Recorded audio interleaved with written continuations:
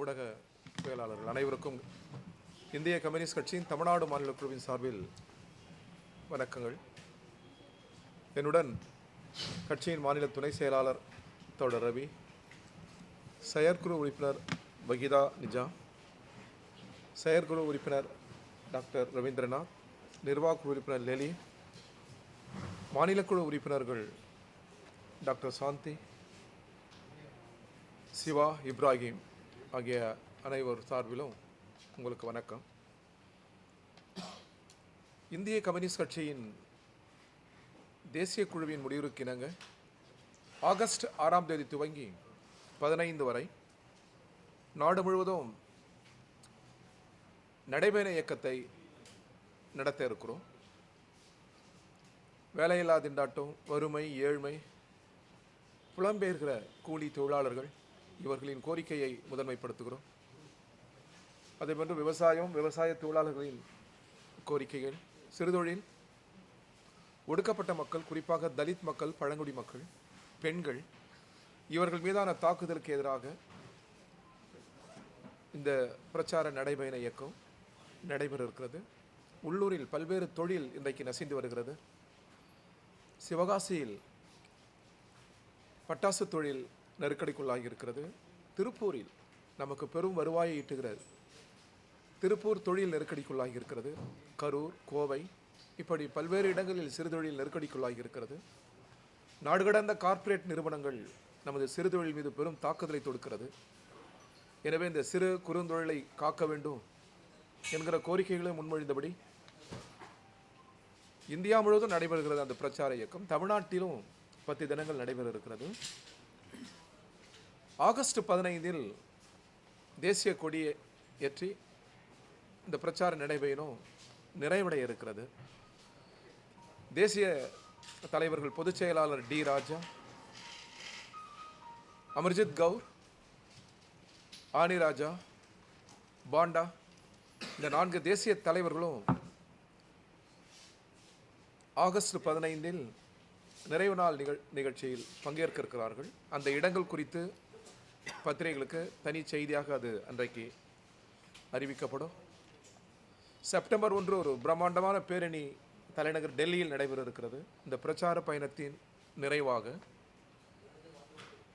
தமிழ்நாட்டிலிருந்து ஒரு சிறப்பு ரயில் ஏற்பாடு செய்யப்பட்டிருக்கிறது. டெல்டா பகுதியிலிருந்து மட்டும் தமிழகத்தின் பல்வேறு மூலைகளிலிருந்து ரயில்களில் தோழர்கள் பயணிக்க இருக்கிறார்கள். ஒரு எழுச்சி மிகுந்த பேரணி செப்டம்பர் 1 டெல்லியில் நடைபெற இருக்கிறது. தமிழ்நாட்டில் நடைபெறுகிற அந்த பிரச்சார இயக்கத்தில் கட்சியின் மூத்த தலைவர்கள் தோழர் சுப்பராயன், நாடாளுமன்ற உறுப்பினர், முன்னாள் செயலாளர் தோழர் முத்தரசன், துணை செயலாளர்கள் ரவி, பெரியசாமி, செயற்குழு உறுப்பினர்கள் வகிதா, சிவபுண்ணியம், செல்வராஜ், சந்தானம், டாக்டர் ரவீந்திரநாத், தோழர் ராமசாமி, ஆறுமுகம், இப்படி பத்மாவதி உள்ளிட்ட செயற்குழு உறுப்பினர்களும் 10 தினங்களும் தலைமை தாங்கி இந்த பிரச்சார நடைபெறும் இயக்கத்தில் பங்கேற்க இருக்கிறார்கள். இந்த விவரங்களையும் பத்திரிகைகளுக்கு தனி செய்தியாக தர இருக்கிறோம். தமிழ்கூறு நல்லுலகம் இந்த 10 தின நடைபெற பிரச்சார இயக்கத்திற்கு பேராதரவு தர வேண்டும் என்று கம்யூனிஸ்ட் கட்சியின் தமிழ்நாடு மாநில குழுவின் சார்பில் கரங்கூப்பி கேட்டுக்கொள்கிறோம். கர்நாடகம் தமிழ்நாட்டிற்கு நீர் திறக்கும் உத்தரவை எதிர்த்து சுப்ரீம் கோர்ட்டுக்கு அப்பீல் செய்ய கர்நாடக அனைத்து கட்சி கூட்டத்தில் முதல்வர் தலைமையில் நடைபெற்ற கூட்டத்தில் முடிவு செய்திருக்கிறார். இது ஏற்புடையதல்ல. சட்டத்தின் ஆட்சி முறையை சிதைக்கும். இது சட்டத்தின் மீதான நம்பகத்தன்மையை சீர்குலைக்கும். ஏற்கனவே பல வழக்குகள், நீதிமன்றத்தின் தீர்ப்புகள் இருக்கிறது.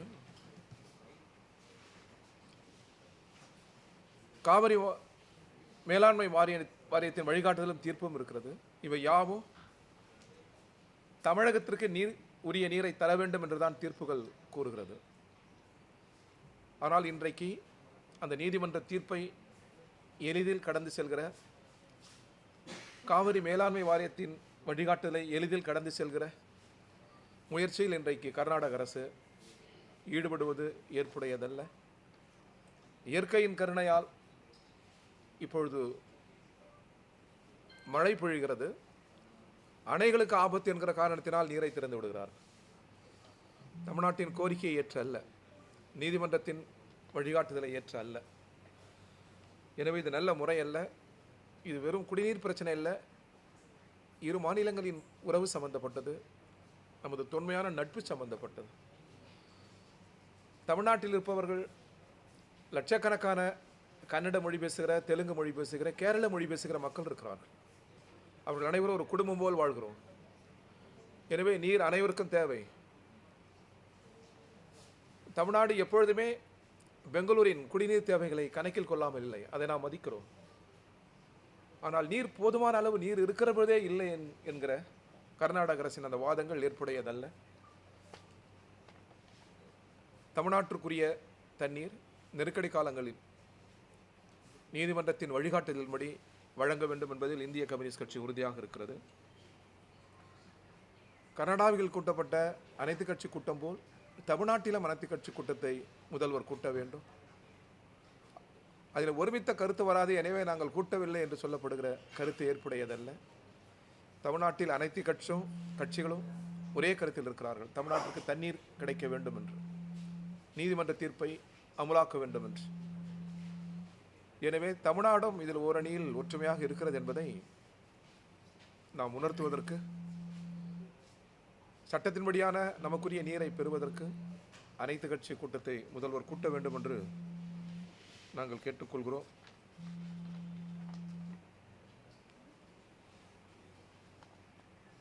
வேற ஏதாவது நீங்க கேள்வி கேட்கலாம்.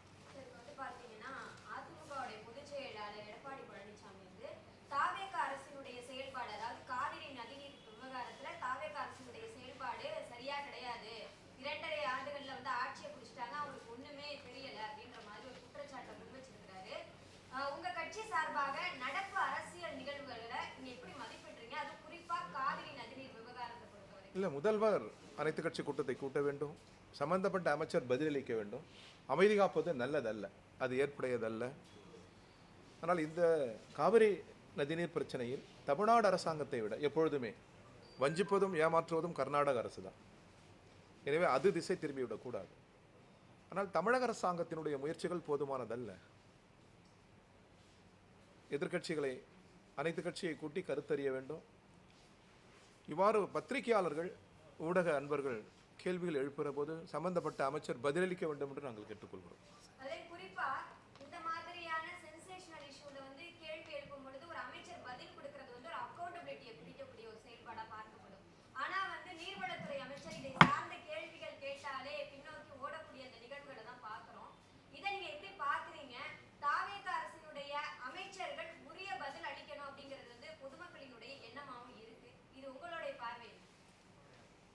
அது முறையானது, சட்டப்படியானது. மக்களால் தெரிவு செய்யப்பட்ட பிரதிநிதிகள் மக்களின் கேள்விகளுக்கு பதில் எழுப்ப வேண்டும். இந்த ஜனநாயகத்தில் தவிர்க்க ஒண்ணாத விதி. பதில் அளிக்க வேண்டும். அடுத்து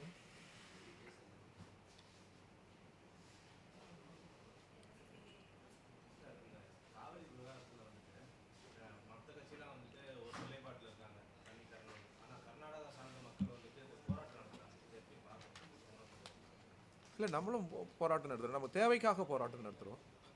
அங்கு தேவை அளவுக்கு அதிகமாகவே இருக்கிறது. எனவே தான் ஆபத்து ஏற்படும் என்பதற்காக இப்பொழுது திறந்து விடுகிறார்கள். இப்போ இரு தினங்களிலே அது நிரம்ப முடியாதல்லவா? அப்போ நீங்கள் ஏற்கனவே 10 தினங்கள் 20 தினங்களுக்கு முன்னால் சொன்னது அத்தனையும் பொய். எனவே இதுபோல் விஷயங்களில் கர்நாடக அரசு பொய் சொல்லக்கூடாது. இங்கே தண்ணீருக்காக இயங்குவது சொந்த சகோதரர்கள், நாம் தண்ணீர் கேட்பது நம்முடைய சொந்த சகோதரிடம். எனவே இயற்கை யாருக்கும் சொந்தமல்ல என்று சொன்னது மிக நியாயம். மார்க்ஸ் சொன்னது அது. இயற்கை யாருக்கும் சொந்தமல்ல, அடுத்தடுத்த தலைமுறைக்கானது என்றார். இதை பாதுகாத்து அடுத்தடுத்த தலைமுறைக்கு கைமாற்ற வேண்டும் என்று மார்க்ஸ் சொன்ன வார்த்தை. பரவாயில்ல, நல்ல வார்த்தையை சொல்லியிருக்கிறார் கர்நாடக அமைச்சர். யாருக்கும் சொந்தமில்லை என்றால் இப்போ நீரை பகிர்ந்து கொடுங்கள், சட்டப்படி நடந்து கொள்ளுங்கள். இதை தான் கர்நாடக அரசுக்கு நாங்கள் வலியுறுத்துகிறோம்.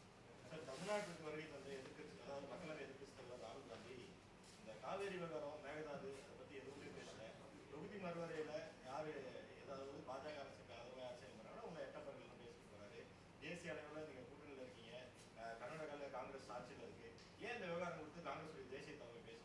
நீங்கள் ஒரு காங்கிரஸ் தலைவரை கேட்டிங்கன்னா முழு விவரங்கள் அவங்களுக்கு அளிப்பாங்க.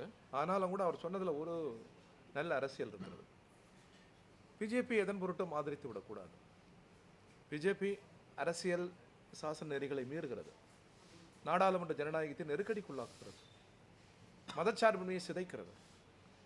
உலகத்தில் வேறு எந்த நாட்டிலே நிலவாத ஒற்றுமை இருக்கிறது அல்லவா? இந்து, முஸ்லீம், இஸ்லாமியர், கிறிஸ்தவர் என்று நாம் கூடி வாழ்கிற அந்த கூட்டு செய்வுக்கு நெருக்கடியை தருகிறது.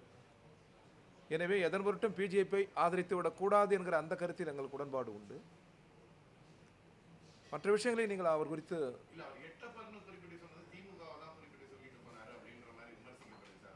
நீங்கள் அது எங்களை பொறுத்த வரைக்கும் அரசியலில் அந்த இருமொழி சிலேடை மொழியில் பேசுவது எங்களுக்கு உடன்பாடு இல்லை. நேரடியாக அரசியலை நாங்கள் பேசுகிறோம்.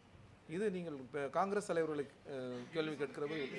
ராகுல் காந்தி சொன்ன கேள்வி என்ன கேட்கிறேன்னா, இப்போ ராகுல் காந்தி வந்து கர்நாடகத்தில் ஆளுகின்ற கட்சி காங்கிரஸ் கட்சி, இங்க இருக்கக்கூடிய அரசுக்கு காங்கிரஸ் வந்து கூட்டணியா இருக்காங்க, கூட்டணி ஆட்சி தான் நடந்துகிறது.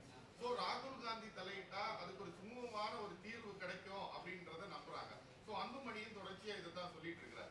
ஸோ அதை மாதிரி நீங்க தான் வலியுறுத்துறீங்க. எங்களை பொறுத்த வரைக்கும் ரெண்டு பேரும் சுமூகமா பேசி ஒரு நல்ல முடிவு எட்டப்படுறதுக்கான இல்லை. எங்களை பொறுத்த வரைக்கும் பேசி சுமூகம் இவர் சொன்னால் நடந்துவிடும் என்பதெல்லாம் அல்ல. சட்டத்துக்கு மேல் உயரம் யாரும் அல்ல. சட்டத்தின் ஆட்சி முறை நிலவுகிற நாட்டில் சட்டத்துக்கு கீழ்தான் மாண்புமிகு ராஜீவ்காந்தி ஆகட்டும், மாண்புமிகு பிரதமர் ஆகட்டும், சட்டம் ராகுல் காந்தி ஆகட்டும், சட்டம் யாவற்றுக்கும் மேலானது. எனவே சட்டப்படி எங்களுக்குரிய நீரை கொடுங்கள்.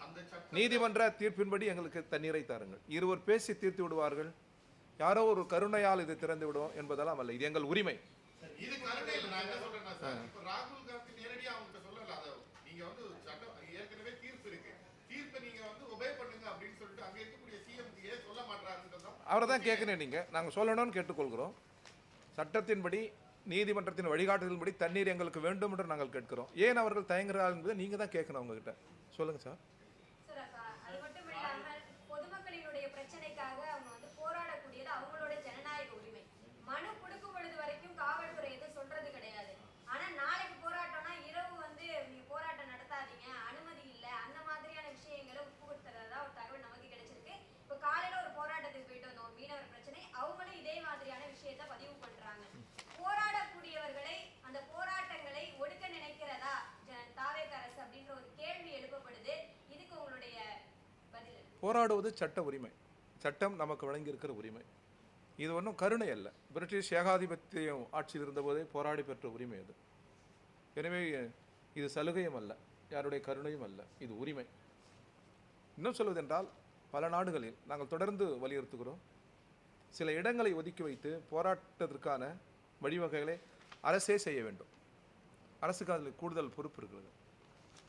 இப்பொழுது நடைபெறுகிற போராட்ட இடங்கள் எல்லாம் மக்கள் சந்திக்காத, மக்கள் பார்வையில் படாத இடமாக ஒதுக்கி வைக்கிறார்கள். அது நல்லதல்ல. போராட்டங்கள் உழைப்பாளி மக்களின், அதிலும் உழைப்பாளி மக்களின் உரிமை போராட்டங்களால் தான் உலகம் முழுவதும் ஜனநாயகம் வளர்ந்து வந்திருக்கிறது. உலகம் முழுவதும் உழைக்கிற மக்களின் போராட்டங்களால் எந்த பாதிப்பும் வரலாற்றில் ஏற்பட்டதில்லை. எனவே அத்தகைய போராட்டங்களை ஊக்குவிப்பது ஜனநாயகத்திற்கு நல்லது. போராட்டங்களை ஒடுக்க நினைப்பதோ அல்லது போராட்டங்கள் கூடாது என்று நினைப்பதோ அரசு செய்கிற பெரும் அரசியல் பிழை. அதை நாங்கள் ஏற்கவில்லை. அடுத்து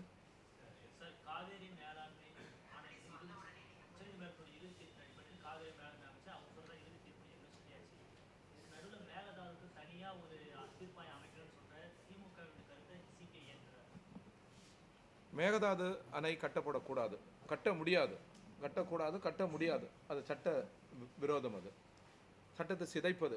அதில் இந்திய கம்யூனிஸ்ட் கட்சி ஆழமாக இருக்கிறது. காவிரி நதிநீர் பிரச்சனை சம்பந்தமாக ஏற்கனவே நீதிமன்றம் என்ன தீர்ப்பு வழங்கியிருக்கிறதோ அந்த தீர்ப்பை அமலாக்க வேண்டும். இன்னொரு முறை பேசுவது, இதில் பெரும் தலைவர்கள் பேசினால் பிரச்சனை தீர்ந்துவிடும் என்பதெல்லாம் திசை திருப்புவது. எங்களுக்கு சட்டப்படியான நீரை கொடுங்கள். நாங்கள் நீர் பிடிப்பு பகுதியில் வாழவில்லை. தமிழ்நாடு நீருக்கு இயங்குகிற மாநிலம்.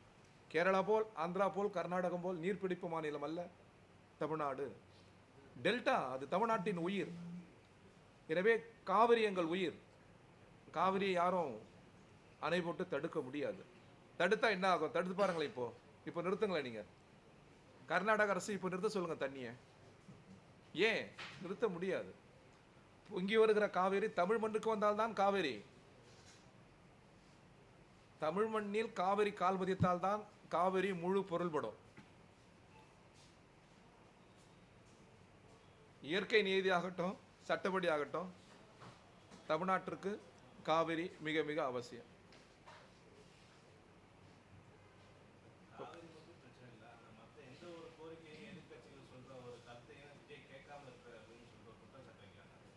கேட்கணும்.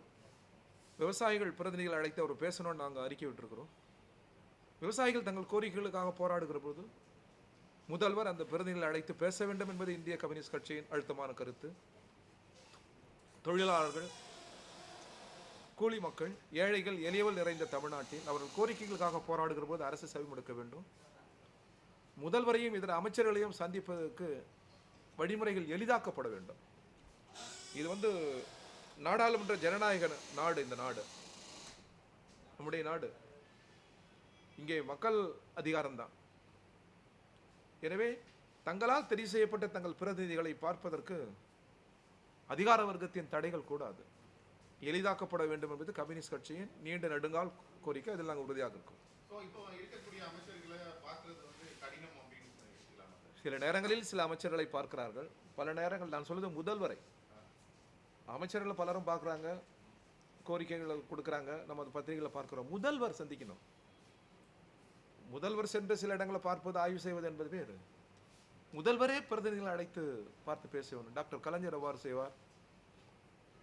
முன்னாள் நமது நினைவில் வாழ்கிற எம்ஜிஆர் அதை செய்வார். முன்னால் இருந்த அமைச்சர்கள், முதலமைச்சர்கள் பலரும் பிரதிநிதிகளை அழைத்து பேசுவார்கள். அது ஜனநாயகத்திற்கு மிக மிக அவசியம், நல்லதும் கூட. அதை தமிழக முதல்வர் கடைபிடிக்க வேண்டும் என்று நாங்கள் கேட்டுக்கொள்கிறோம். மறைமுகமாக பார்த்தீங்கன்னா கரண்ட் பில் ஏற்றிருக்காங்க. முந்தையோட இப்போ பார்த்தீங்கன்னா எல்லாத்துலையும் ஜாஸ்தி. இப்போ 500 கட்டுறவங்களுக்கு 2500 கட்டுறாங்க, 5000 கட்டுறவங்க 18000 கட்டுறாங்க. அது மறைமுகமாக ஏற்றப்பட்டதுன்னு சொல்கிறாங்க. அது இப்படி யூனிட் பார்த்தா கணக்கு பண்ணி பார்த்தா ரொம்ப கம்மியாக வருது, ஆனால் அதிகமாக காசு கட்டுறோம் அப்படின்னு சொல்லி பிரச்சனை போயிருக்கு. ஆனால் அது துறையே இருக்குன்னு கேட்டால் இல்லை, அப்படிலாம் நாங்கள் ஏற்கலை அப்படின்னு சொல்கிறாங்க மினிஸ்டர். ஆமாங்க, அது நிர்வாக குளறுபடி மட்டுமல்ல, மேலிருந்து கீழ் வரை மின்துறையில் ஆய்வுகள் தேவைப்படுகிறது, ஒழுங்கமைப்புகள் தேவைப்படுகிறது.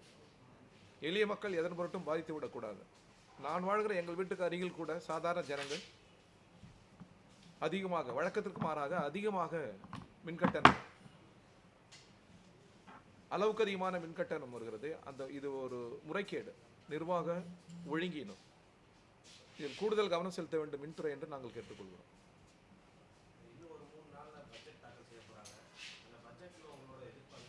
பட்ஜெட் அமர்யா சென் சொன்னது போல, பட்ஜெட் உயர்ந்த கட்டிடங்களை அளவுகளாக வைக்கக்கூடாது, உலக வங்கி சொல்வதற்கு செவிமடுக்கக்கூடாது. அமர்யா சென் சொன்னது போன்று ஒற்றிய வயிறு, குழிவிழுந்த கன்னங்களை கருத்தில் கொள்ள வேண்டும். உழைக்கிறவர்கள், ஏழைகள், எளியவர்களுக்கு அருகில் நின்று பட்ஜெட் பேச வேண்டும். அப்படின்னா பட்ஜெட்டுக்கு முன்னால் அறிஞர்களை, அதிகாரிகளை கலந்து ஆலோசிப்பது என்பது வேறு. ஆனால் எளிய மக்களை அடையாளப்படுத்துகிற தொழிலாளர்களை, விவசாயிகளை, கூலி மக்களை அடையாளப்படுத்துகிற பிரதிநிதிகளை அழைத்தும் கருத்து கேட்க வேண்டும்.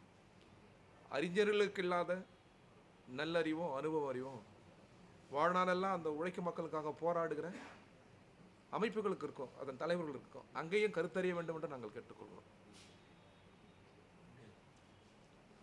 ஓகேவா?